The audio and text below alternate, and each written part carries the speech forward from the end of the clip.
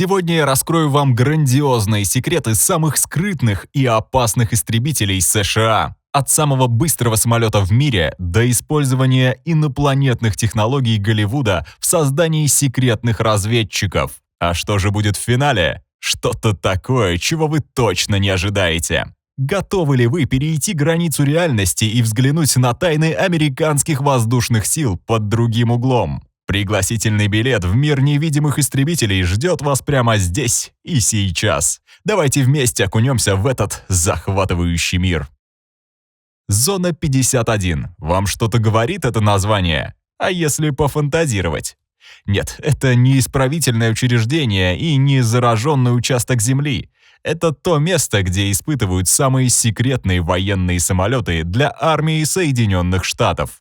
А мой сегодняшний ролик посвящен теме самых быстрых и секретных летательных объектов. И рассказывая о них, нельзя не упомянуть это место, такое же таинственное, как и все, что там находится. В 1955 году Центральное разведывательное управление, подрядчик ВВС США и оборонной компании Lockheed Martin выбрали сверхдалекую площадку в пустыне Мохаве на юге Невады, примерно в 120 километрах к северо-западу от Лас-Вегаса, чтобы начать испытания и разработку новейшего, самого совершенного на тот момент самолета в мире.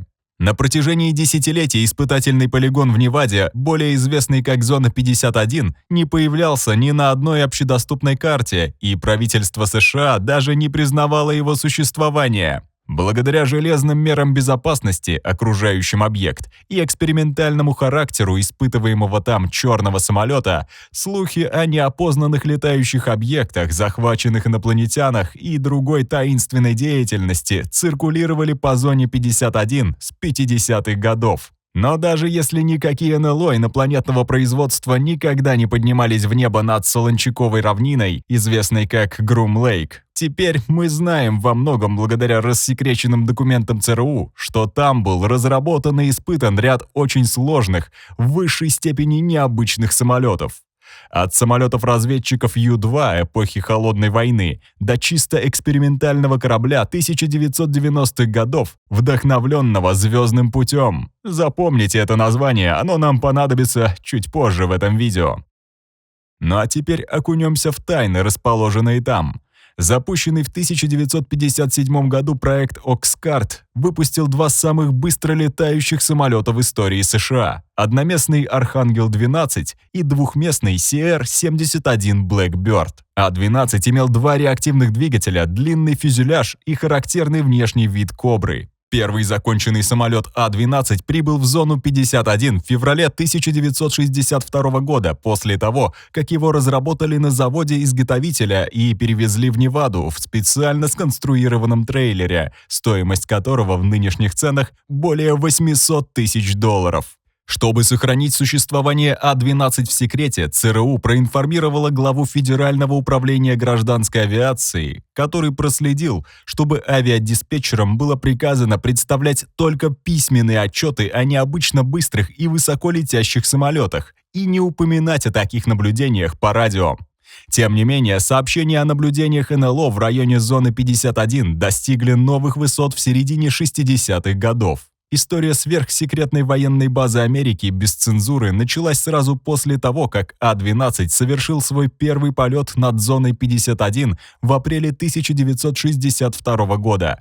Его объявили полностью боеспособным в 1965 году, после достижения устойчивой скорости 3,2 Маха, а это составляет чуть более 3500 км в час. На высоте 27 тысяч метров А-12 начал выполнять полеты над Вьетнамом и Северной Кореей в 1967 году. Другая новинка из пустыни Невады, более длинный и тяжелый CR-71, развивал сверхзвуковую скорость при низком радиолокационном профиле благодаря своему изящному коническому дизайну и черной радиопоглощающей краске. 28 июля 1976 года пилоты CR-71 развили рекордную скорость 3,3 Маха или 3530 км в час. Скорость 120 метров в секунду. Это было буквально быстрее, чем скорость винтовочной пули. Самолет Lockheed CR-71 Blackbird, непревзойденный воздушный зверь и самая быстрая жемчужина авиации, мог бы рассмеяться в лицо более чем 4000 ракетам своей ослепительной скоростью в золотую эпоху своего существования в качестве воздушного разведчика.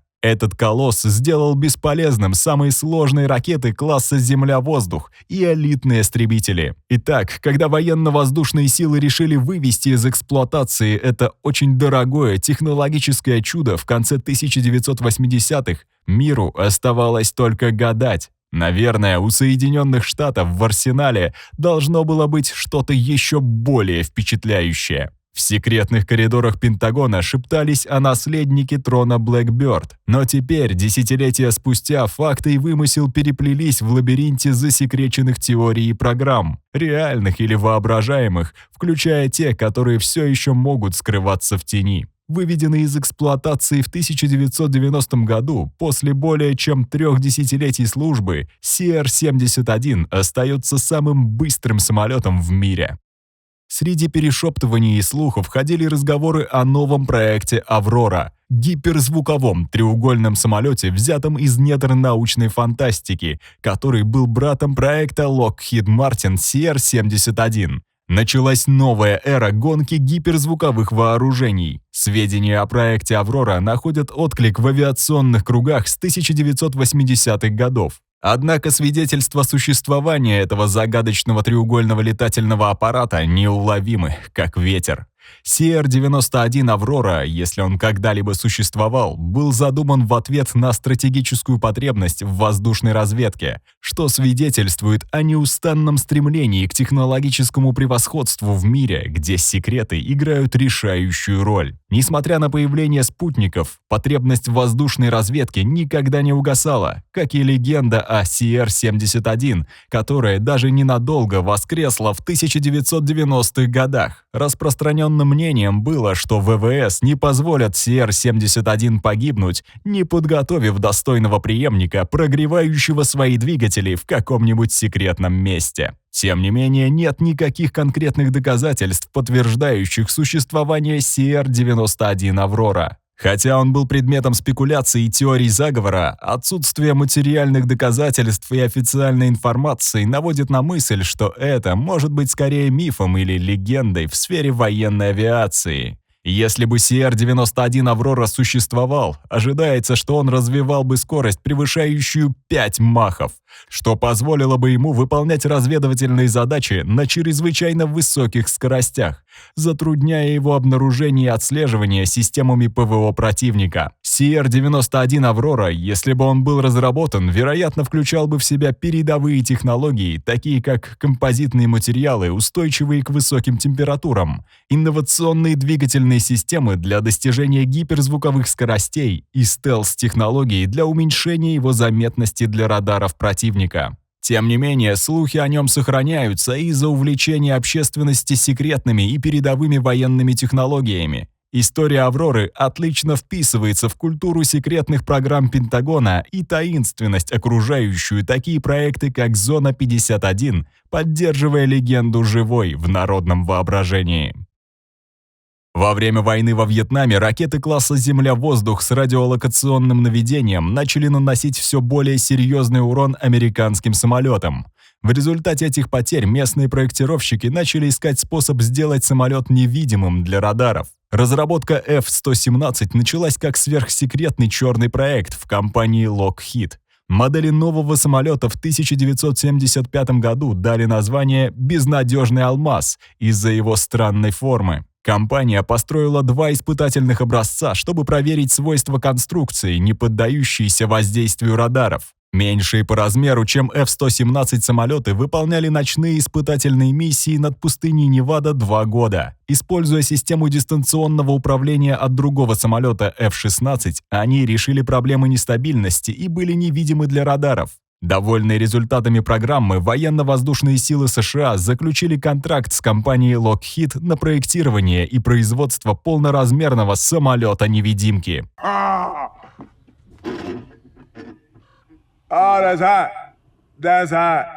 Чтобы минимизировать радиолокационную заметность самолета, конструкторы были вынуждены исключить бортовой радар, а также свести к минимуму впускные и выпускные отверстия двигателей. В результате получился дозвуковой ударный бомбардировщик, способный нести 2000 килограммов боеприпасов во внутреннем отсеке. Новый F-117 впервые поднялся в воздух в июне 1981 года, всего через 31 месяц после начала полномасштабной разработки. Всего к 1990 году было построено и поставлено 59 самолетов. Lockheed F-117A «Ночной ястреб» был первым в мире действующим самолетом-невидимкой, предназначенным для уклонения от радарных систем противника. Хотя он использовался в армии с 1983 года, существование F-117A было признано только в 1988 году, когда правительство опубликовало изображение низкого качества под несколько сбивающим с толку углом.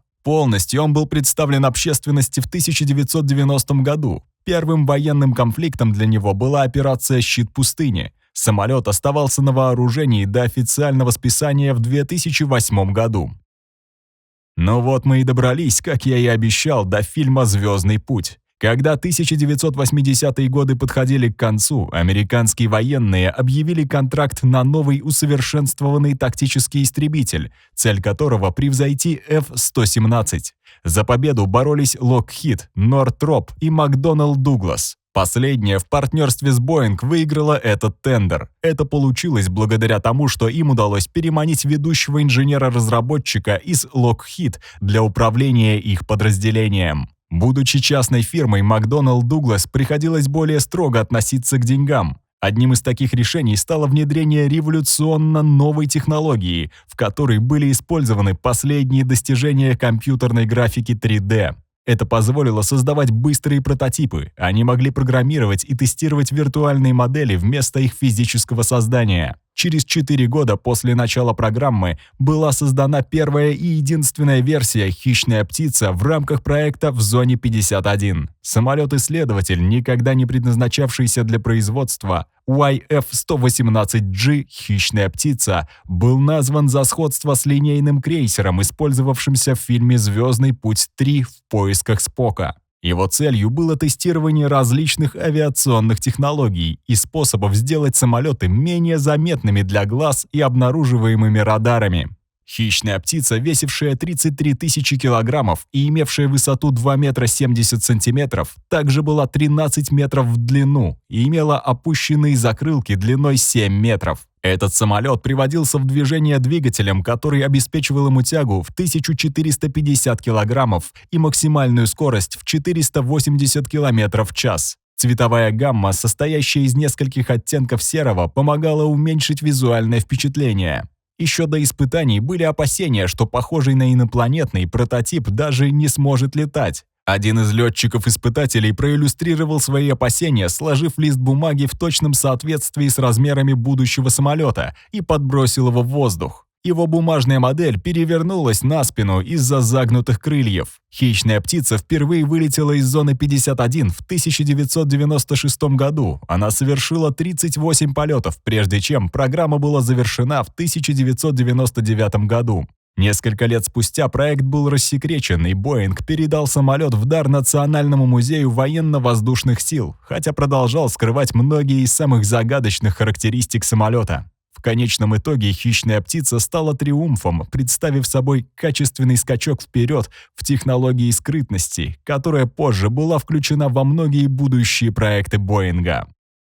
Друзья, у вас есть возможность попасть в команду Pancake. Если вы владеете навыками видеомонтажа, можете озвучивать ролики на русском и английском языках, или же вы пишете интересные сценарии, мы будем рады с вами поработать. Пишите в нашего телеграм-бота, ссылка в описании. Одним из таких проектов стал Boeing X-51. Этот реактивный истребитель предназначен для полетов на очень высокой скорости. Аэродинамическая конструкция самолета и ракетный ускоритель позволяют совершать полеты на скорости 6400 км в час. Обладая такой огромной скоростью, он может преодолевать очень большие расстояния с наименьшими затратами времени. Например, чтобы пересечь Атлантический океан, морскому судну требуется 3-4 дня, в то время как всадник волны может преодолеть это расстояние менее чем за 1 час. Истребитель может летать со скоростью 6 махов в течение 300 секунд, чего как раз достаточно, чтобы отправить его куда угодно в радиусе 450 километров. Самолет назвали так, потому что он движется на собственной ударной волне, создаваемой им самим. В качестве двигательной установки в X-51 используется твердотопливный ракетный ускоритель, который помогает ему внезапно разгоняться с нуля. 3 первых полета всадника завершились неудачно по разным причинам, от погодных до технических. И все же 1 мая 2013 года X-51 выполнил свое первое полностью успешное летное испытание в рамках своего 4-го полета. Истребитель и разгонный блок отделились от самолета-носителя B-52H и разогнались до 5100 км в час с помощью ракеты-носителя. Затем всадник волны полностью отделился от ракеты-носителя и запустил собственный двигатель. Разогнался он до 5,1 маха, а это уже 5400 км в час, и летел 240 секунд, пока не закончилось топливо и он не рухнул в Тихий океан. Это испытание было самым продолжительным гиперзвуковым полетом. Исследователи собирали данные полетной телеметрии в течение 370 секунд. Тест ознаменовал завершение программы. Исследовательская лаборатория считает, что успешный полет послужил практическому применению гиперзвукового полета. Спасибо за то, что погрузились вместе со мной в таинственный мир самых секретных истребителей США. Надеюсь, вы не только узнали много интересного, но и ощутили дыхание адреналина вместе со мной. Не забудьте поставить лайк под этим видео, поделитесь им с друзьями и подписывайтесь на канал, чтобы не пропустить новые серии о том, кто же противостоит данным самолетам. До новых встреч в мире военной